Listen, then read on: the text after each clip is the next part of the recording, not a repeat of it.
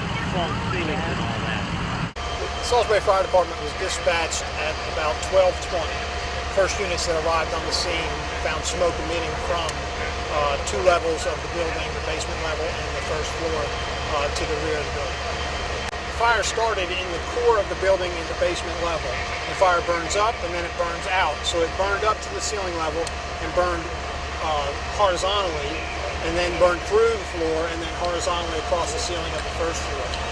I'm a friend of Lyerly. Sad for me to see his business go up in flames. As far as I know, the business itself has been around since 60 years ago. It's a true tragedy for Salisbury. I was driving down the road and I was taking my cousin Sabrina home, and when we were on our way, I turned on the music and I was like, "Sabrina, do you see that cloud of smoke?" And she was like, "Where?"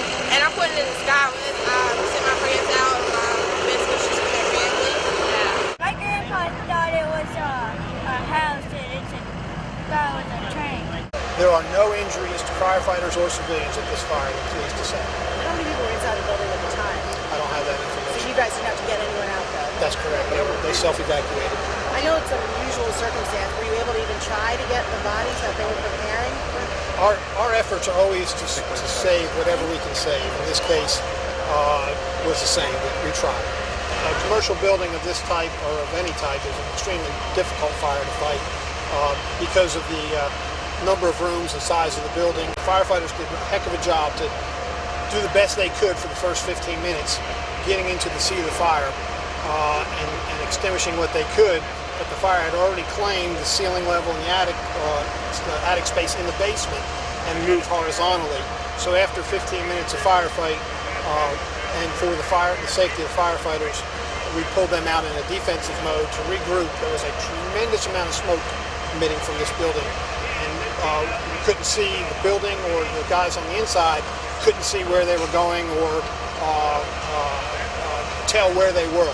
So for their safety, we pulled out and went to a defensive mode, which means we try to extinguish it from the outside through normal wall openings and door openings. 2 of the first 3 arriving units established the water supply and had plenty of water and plenty of pressure for their operation.